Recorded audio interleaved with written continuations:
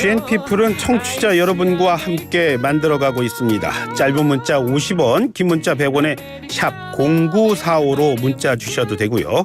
실시간 방송되는 YTN 라디오 앱 또 유튜브 댓글창 이용하셔도 됩니다.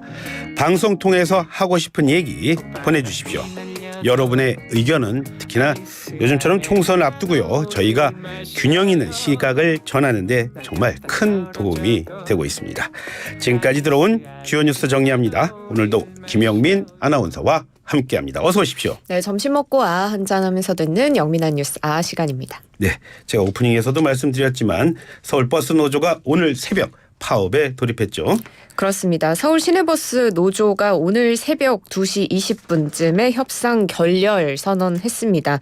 그래서 오늘 오전 4시 첫 차부터 파업에 돌입했는데요.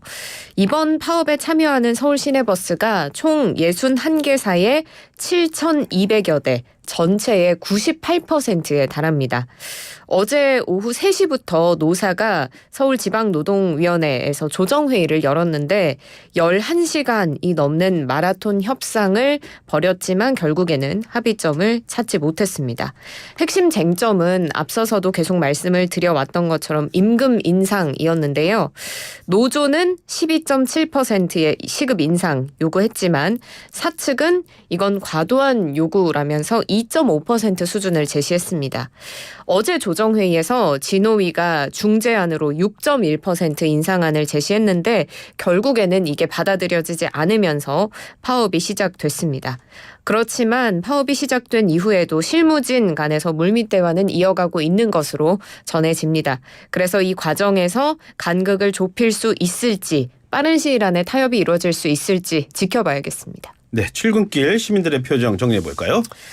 출근길에 버스를 이용하지 못하는 승객들이 다른 교통편으로 몰리면서 혼잡이 빚어지기도 했습니다. 인근의 택시 정거장은 물론이고 지하철 역사도 굉장히 혼잡했는데요.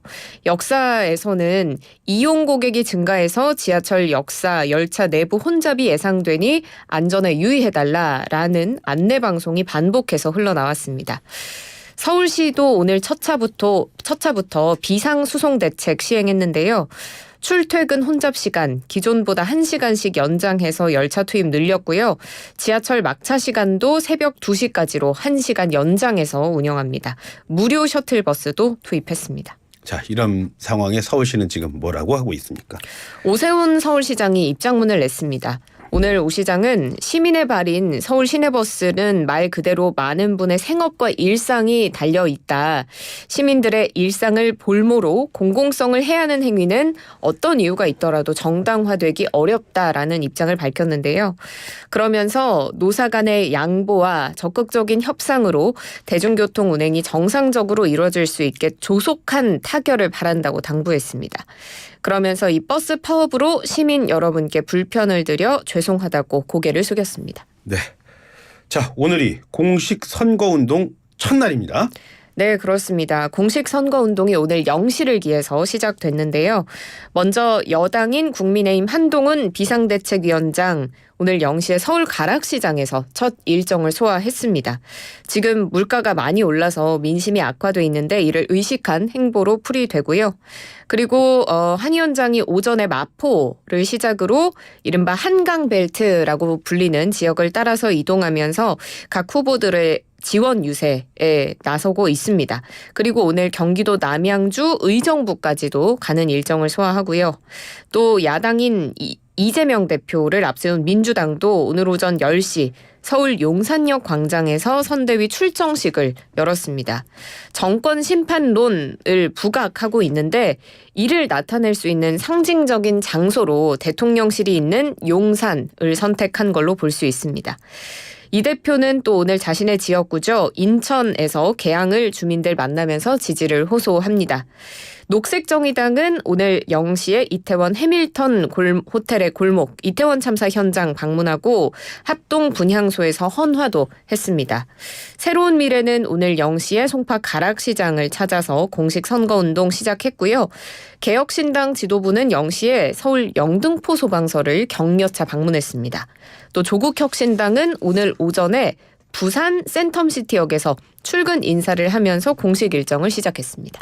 네, 오늘 또 벽보도 설치가 되는데 그거 찍거나 낙서하면 큰일 난다고요? 맞습니다. 처벌을 받게 되는데요. 이 총선 후보자들을 알리는 선거 벽보가 오늘부터 내일까지 전국 83,630곳에 붙게 됩니다. 이 벽보는 유권자의 통행이 잦고 건물이나 외벽에 선거일 당일까지 계속 부착이 돼 있는데 이를 정당한 사유 없이 찢거나 낙서하는 등 훼손하거나 철거하면 이게 공직선거법 위반이 됩니다. 그래서 2년 이하의 징역 혹은 400만 원 이하의 벌금 처벌을 받을 수 있습니다. 이 벽보에 적힌 후보자들의 내용을 보시다가 경력, 학력 등에서 거짓을 발견하면 누구든지 관할 선관위에 이의 제기를 할 수 있습니다. 네, 정부도 선거 관리에 들어갔죠? 그렇습니다. 한덕수 국무총리가 오늘 제22대 국회의원 선거지원 관계장관회의 열었습니다. 이 선거운동 과정 내에 폭력행위에 대한 엄정 대처를 예고하기도 했는데요. 먼저 한 총리는 검찰, 경찰에 당부했습니다. 선관위와 상호 협력해서 공명선거를 저해하는 선거 범죄에 대해서 철저히 단속하고 법과 원칙에 따라 엄정하게 처리해 주시기를 바란다고 했고요. 그리고 이와 함께 사전투표 관리체계 강화 대책 함께 발표했습니다. 이 총선에서 수검표 절차 추가하고 사전투표지 보관장소 CCTV를 24시간 공개하고 투표지 경찰 호송과 같이 이 사전투표의 관리체계를 강화했다는 내용입니다. 네, 자 다음 소식 알아보겠습니다. 고위공직자의 재산이 공개가 됐습니다. 관련 내용 한번 정리해 볼까요? 네, 중앙 지방 고위공직자 1,975명 지난해 말 기준 본인과 가족의 재산을 신고했는데요. 이 신고한 재산 1인당 평균 19억 101만 원으로 집계됐습니다. 재산 공개 대상자 중에 50.5% 절반 이상인 997명이 종전 신고 때보다 재산이 줄어들었고 나머지 49.5%인 978명은 재산이 늘었습니다. 네. 규모별로 보면 20억 원 이상을 신고한 사람이 592명, 전체의 30%로 가장 많은 비중을 차지했습니다.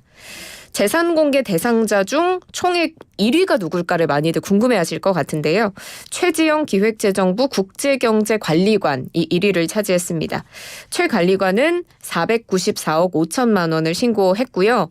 그리고 지난해 1위였던 조성명 강남구청장 이번에는 489억 888만 원 신고하면서 2위를 기록했습니다. 전년보다 43억여 원 정도 줄어든 수치입니다. 수석 비서관급 이상의 대통령실 참모진 중에서 살펴보면 네. 김태효 국가안보실 1차장이 141억 4천만 원으로 가장 많은 재산을 신고했고 내각에서 보면 한덕수 국무총리는 종전보다 2억 원 감소한 83억 1천만 원 신고했습니다. 예. 대통령도 재산을 공개했을 텐데 윤석열 대통령 지난해보다 재산이 많아졌습니까? 줄었습니까? 궁금한데요. 윤석열 대통령은 일단은 약 74억 8,112만 원 신고했는데요. 지난해 신고된 재산인 76억 9,700만 원보다 2억 1,600만 원 감소했습니다. 그런데 윤 대통령의 신고 재산은 사실 배우자인 김건희 여사 명의의 부동산 예금 등이 대부분을 차지했습니다. 예. 김 여사 명의로 토지 2억여 원, 건물 15억여 원, 예금 49억여 원, 총 68억 4,883만 원 신고가 됐는데 이 서울 서초구 서초동의 아크로비스타 역시도 김건희 여사의 단독 명의입니다. 그리고 윤석열 대통령 명의, 본인 명의의 재산은 은행 예금 6억 3,228만 원으로 이게 급여 소득이 늘면서 직전 신고 대비 9,400여만 원 증가한 수치입니다. 네. 의료 공백 사태 속보 살펴보겠습니다. 정부가 전공의 처우 개선을 위한 시범 사업하겠다 그런 얘기 했다고요? 네, 맞습니다. 정부가 오는 5월부터 시범 사업해서 전공의 처우 수련 환경 개선하겠다고 밝혔는데요. 전병환 중앙사고수습본부 총괄관 오늘 중수본 회의 후에 밝힌 내용입니다. 병원의 2025년 전공의 정원 배정의 인센티브 제공하는 등 정책적인 지원을 해서 이 전공의들의 총 수련 시간이 주 80시간, 연속 근무 36시간 내에서 이루어질 수 있도록 하겠다고 밝혔고요. 예. 그리고 오는 6월부터 전공의의 종합적인 수련 환경을 파악하기 위해서 실태조사, 실시하고 전공의 관련한 정책과 제도 심의하는 수련환경평가위원회 여기에 더 많은 전공의들이 참여할 수 있도록 하겠다고 밝혔습니다. 그리고 전공의 수련 교육에 필요한 비용 지원도 강화하겠다는 방침이고요. 그리고 또 정부는 암 환자가 적시에 진료를 받을 수 있도록 하는 진료 협력 체계 강화 방안까지 내놨습니다. 그러면서도 정부는 이 의대 2,000명 증원에 대한 의지는 꺾이지 않고 계속 밝혀나가고 있습니다. 정부가 지금 뭐 해주겠다 얘기는 하면서 그러면서도 2,000명에서는 물러나지 않겠다. 한마디로 지금 정부와 의사단체 간의 강대강 대치가 이어지고 있는데 좀 변화가 보입니까? 정부가 어제 의료개혁의 미래 청사진이라고도 할 수 있는 5대 핵심 재정 사업을 발표하기도 했는데요. 예. 그래서 이 청사진을 살펴보면 전공의 수련 지원, 지역의료 발전기금 신설, 필수의료 재정 지원 확대, 의료사고 안전망 구축, 보건의료 연구개발 지원 내용이 담겨 있습니다. 특히나 이 필수의료 지원은 재정 투자의 중점 분야에 처음 포함이 된 거라서 또 주목되는 부분이기도 한데요. 예. 그렇지만 의사 단체들은 여전히 대화에 나서지 않고 있습니다. 이 2,000명 증원을 철회하지 않으면 대화에 참여하지 않겠다는 입장이 좀 강경한데요. 의협은 더 나아가서 대통령이 직접 전공의들을 만나서 결자 해지해야 한다라고 촉구하고 있는 상황입니다. 그리고 이런 상황에서 의대 교수들도 계속해서 사직서를 제출하고 있습니다. 29일까지 개별적으로 사직서를 제출할 예정이기 때문에 사직서 제출하는 교수들의 규모는 더 커지지 않을까 전망됩니다. 전에 이 시간 통해서 의대생들 휴학 얘기 많이 했잖아요. 자, 지금 의대생들 상황은 지금 어떻습니까? 네, 정부의 의대 증원 정책에 반발하면서 유효 휴학계 제출한 의대생들 하루 만에 252명이 더 늘어났습니다. 교육부가 조사한 결과 어제 7개 교에 252명이 추가로 휴학계를 제출한 것으로 나타났는데 여기서 유효 휴학계라 함은 학부모 동의, 학과장 서명과 같이 학칙에 따른 절차를 지켜서 제출된 휴학계를 말합니다. 그래서 누적 유효 휴학 신청 건수 9,218건이 됐는데요. 지난해 4월 기준으로 전국 의대 재학생 중에 49.1% 절반에 달하는 의대생들이 휴학계를 제출한 게 된 겁니다. 교육부는 엄정한 학사 관리를 대학에 요청하면서 동맹 휴학 허가하지 말라고 거듭해서 당부했습니다. 참, 끝으로 국민연금 있죠? 이거 스스로 가입하는 사람들은 계속 준다면서요? 그렇습니다. 국민연금에 자발적으로 가입하는 사람들이 줄어들고 있는데 오늘 국민연금공단의 자료를 보면 작년 11월 기준으로 이 국민연금의 임의가입자와 임의계속가입자를 합한 자발적 가입자 수가 총 85만여 명으로 집계됐습니다.